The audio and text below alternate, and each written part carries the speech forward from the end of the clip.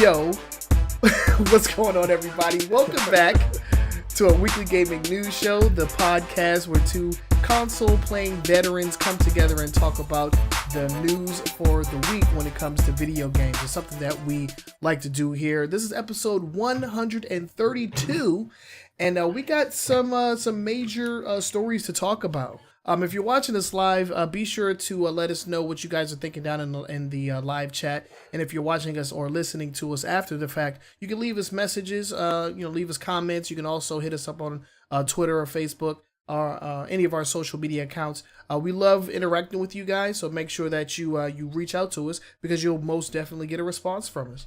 And with that said, we can go ahead and start the show. And we're going to start things off with the updates and corrections. This has been a very popular segment on the podcast just because there's been so much news and there's been so many updates to those news stories, and we definitely want to cover those whenever there is whenever that chance arises. So first and foremost, the Walking Dead final season, or the final season of the Telltale series is back.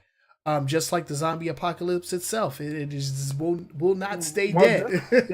This is interesting to me because this is an update on two separate stories. One story is the demise of Telltale and what was going to happen with the game, and the second story is something we've talked about extensively the past 2 weeks: the Epic Game Store.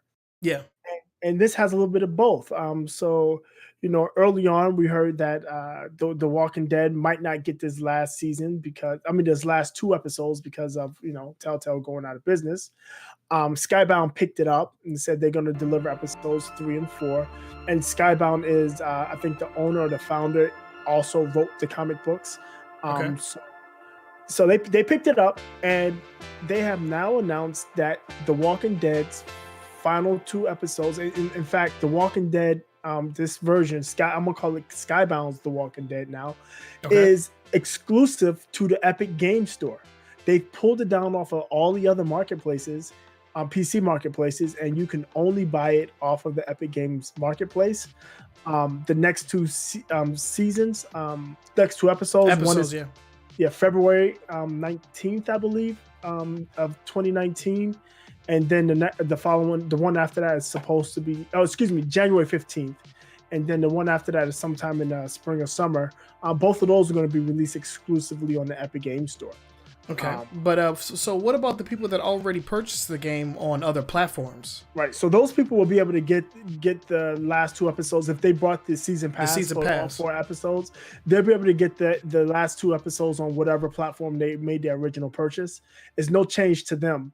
But anybody new that wants to buy the game will have to buy it from the Epic Games Store. And some more news came out is that it seems like Epic Games threw through Skybound a little money in helping to get this game finished and get the original developers that worked on the game together to finish it. So it looks like it's 2-pronged. It's one. It's cheaper for them to sell on Epic Games Store, and 2, Epic Games had a hand in getting the last 2 episodes out. Yeah, so they'll basically get a better return on their on the game as well, because they won't have to pay that 30% across all of the other marketplaces. So they centralize it in one place. That way, everybody that gets it from there, and it maximizes their sales. Right. I can agree with this, especially if Epic Games had a hand in getting it finished. It had been up in the air as to exactly how it was going to go down. The original IP holder went ahead and bought the rights to the Telltale series.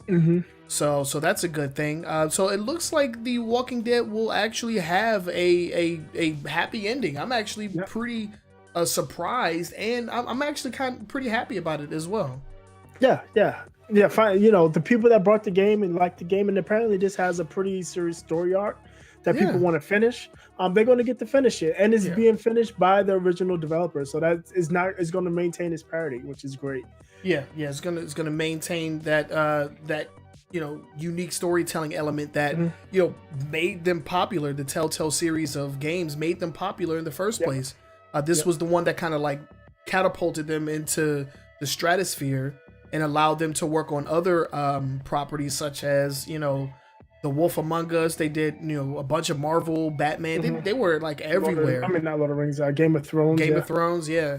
Some a lot of fans would tell you that not all of them were as good as The Walking Dead, and even The Walking Dead itself has kind of waxed and waned over the years. But it is good that after all the negative stuff, the negative stories that we've been hearing about this, is finally it's coming.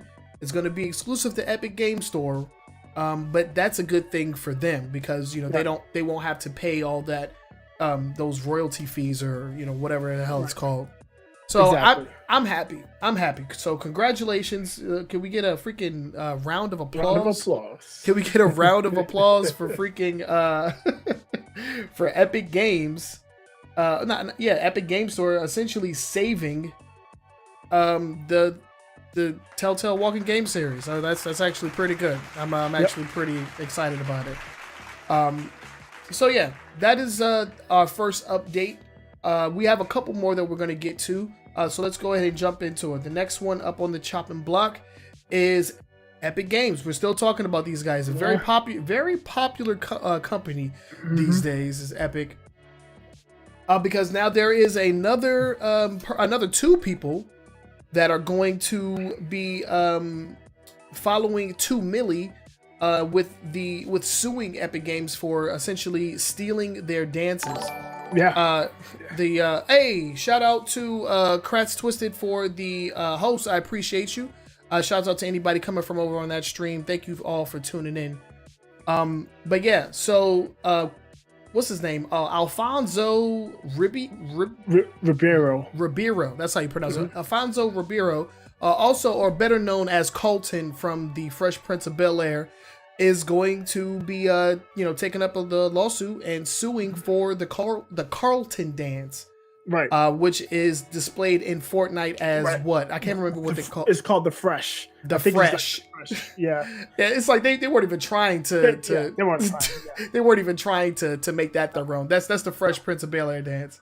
Right. So Carlton Banks. I mean, not Carlton. Alfonso Ribeiro. And if you're watching the video, that's him doing the dance in the Dancing with the Stars. Yeah. But he popularized this dance, and anybody that sees this dance of a certain age, they all call back to the Fresh Prince. I mean, it's definitely a known performance, and whether he made up the dance or not, that's up for debate. And I guess we'll find that out during discovery in the legal case. Yeah. But I mean, if you look at the side by side, I mean, it's absolutely no difference. It's no different. It's clear that that was the source for the Fortnite emote. Yep. And so we'll have to wait and see. The other person that's going to be suing, and this is, I'm pretty sure this is a publicity stunt. I mean, all of them are pretty much publicity stunts in their own way, but the Backpack Kid.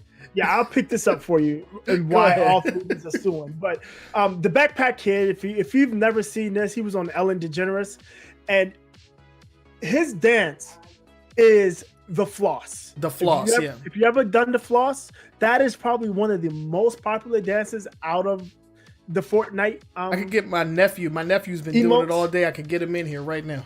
The floss, the Backpack Kid did this. He did it on stage on Saturday Night Live's season finale for the 42nd season.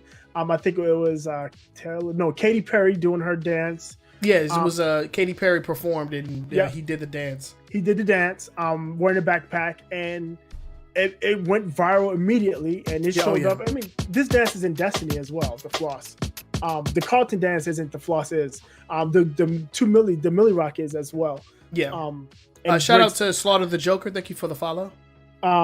So yeah, that dance is out there, and he's suing. Now you say you find it interesting. The thing is, all three of these complainants, 2 Milli, Alfonso Ribeiro, and the Backpack Kid, are all being represented by the same law firm. So what I see is happening is the law firm got 2 Milli, and they just started reaching out to other people to see if they would be willing to join in that suit, and that's what's happening here. That's why right now it seems to be piling up. This is the work. It's 3 different complainants, but it's one law firm that's doing it. It's like it's like an ambulance chaser, in my opinion. The law firms saw them making all this money. It's like, oh, these guys are stealing copyright. Let's see if we can get some people that's willing to sue, and we'll get a shitload of legal fees, and they can license their likeness and maybe get some residuals. Is basically what it boils down to. That doesn't make what Epic Games did much right. I'm not a big fan of I call them the ambulance chasing lawyers, but Epic Games made a lot of money, so they got a big target on their back. They've been bragging about how many, all of the billions and billions Fortnite is bringing in, and somebody say, "Hey, look, all this stuff is from other people, and you're not paying those people, and you're making billions. Let's see how that works out for you." What's interesting though is that the only person to go back and patent or copyright the dance is 2 Milli. 2 Milli has the patent for the Milli run. Yeah, 2 Milli submitted, but all the he submitted. Alfonso Ribeiro and Backpack Kid both did it. I mean, it's just a standard legal proceeding by this law firm. You go back, retroactively file for the copyright. But again, we talked about this when we were talking about 2 Milli's lawsuit.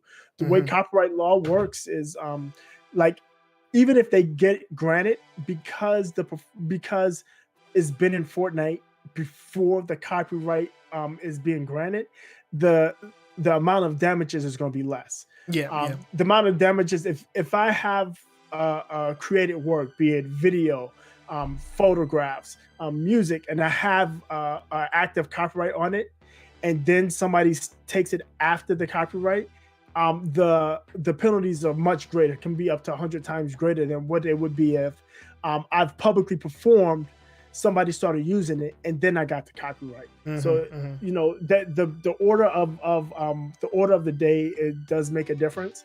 And early on, like I said, early on when we were talking about this, I should say, I mentioned that I didn't think dances could be copywritten, but apparently they can be.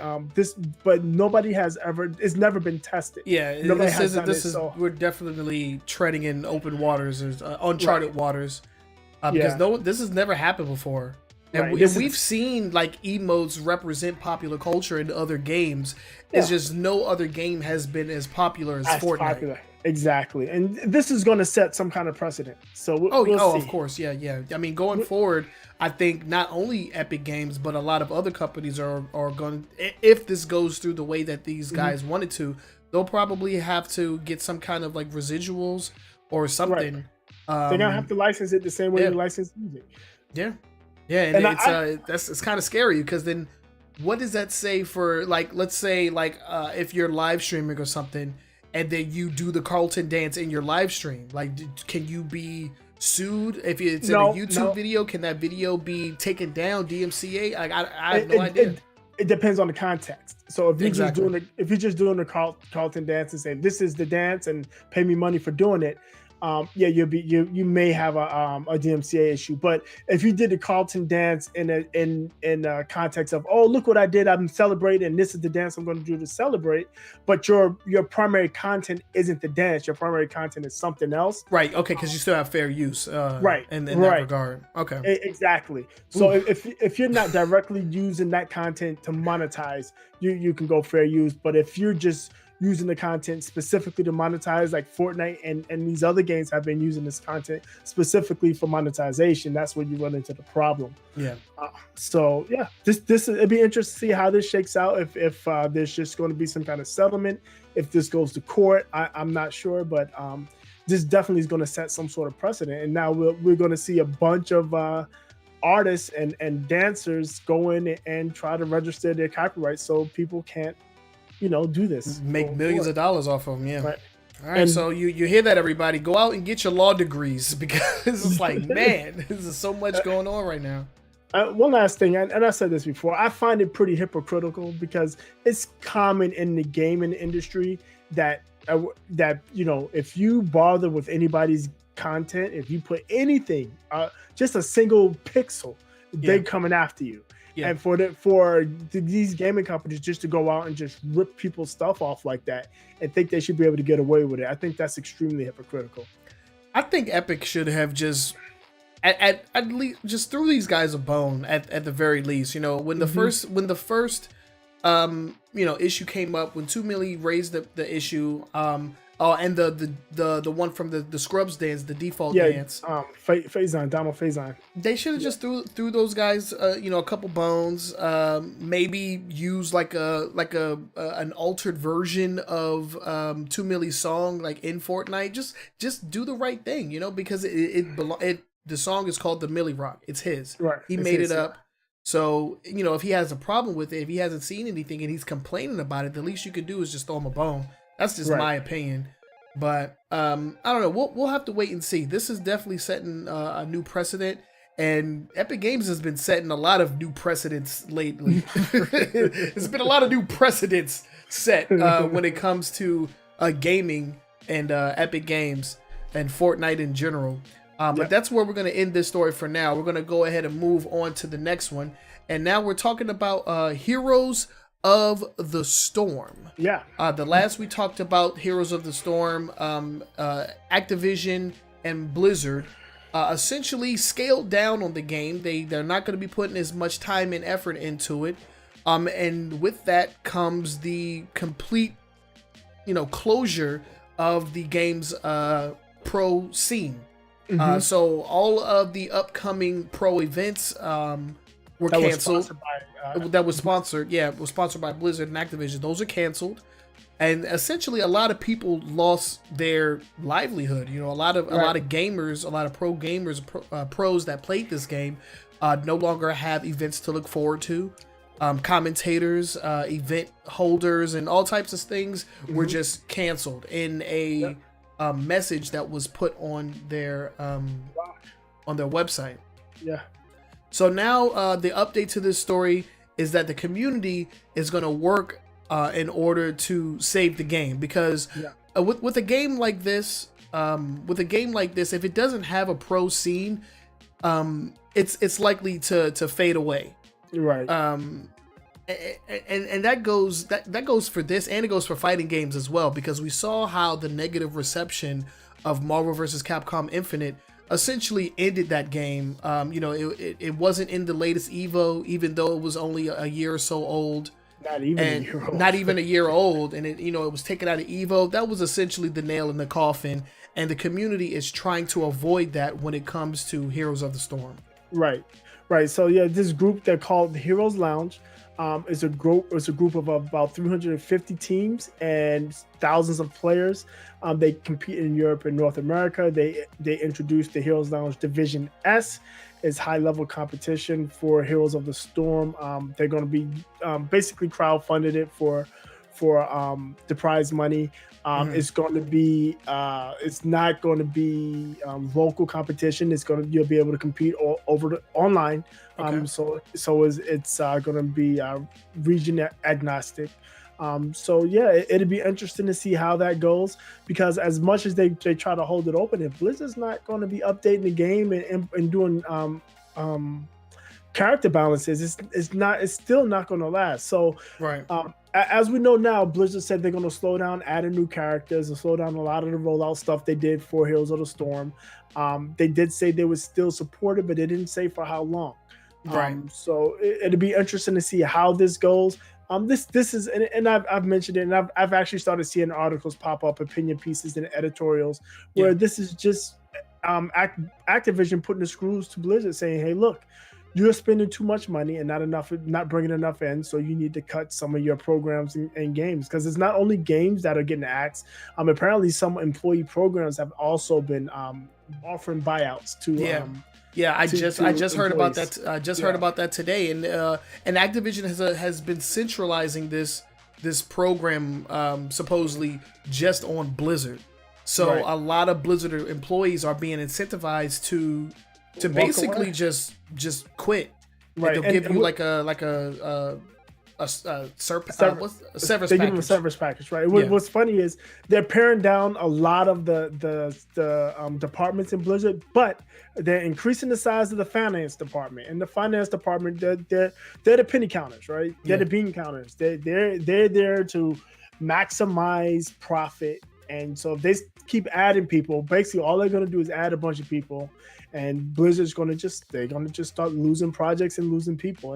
And this is, again, and I said this last week and probably the week before, and I probably said it last year, but this is the thing that all Blizzard fans were afraid of when Activision bought Blizzard.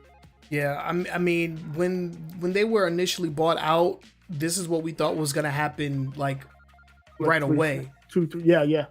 But man, it's been a few years since they were bought, and it seemed to be business as usual over at Blizzard. They didn't really have any oversight from Activision. They were allowed to do their own thing, and that has been changing, and that has been changing rapidly.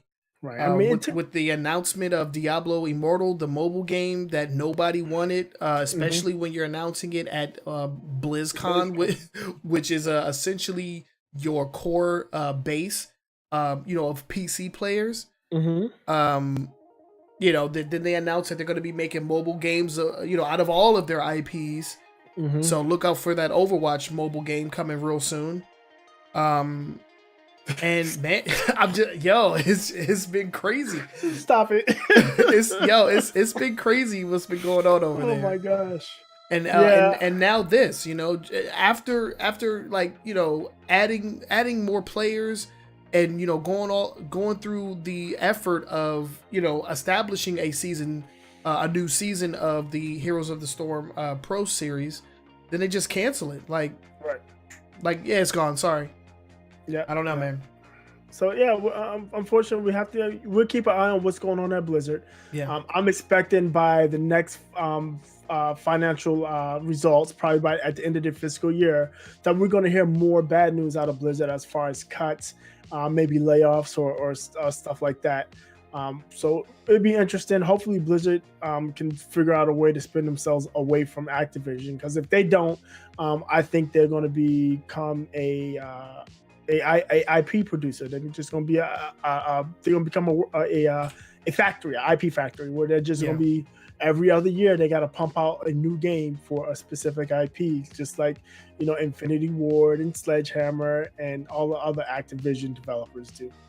Yeah, and it'll be sad if that's the case, because a lot of people hold Blizzard and Blizzard's IPs like near and dear to their hearts. A lot of people grew up with with these series and these developers, and it'll be very, very sad if that was to go away. But I mean, we've seen it before. Activision's done it before. EA's done it before, where they'll just gobble up a studio and then turn them into just one trick pony until they fail a few times, and then they're gone. Yep, exactly. They just turn them into that IP factory. They just pump out, every other year they got to pump out a new version of an old game, or an old IP, I should say. And that's the Call of Duty model, right? Yeah, that's it. But that was our updates and corrections, y'all. If you have anything that you would like to add to the story, you can let us know in the comments section if you're watching on YouTube. All of our sources are listed on our Facebook page, so make sure that you follow us on or like us on Facebook, and hit us up on social media and let us know your thoughts on the updates and corrections that we had.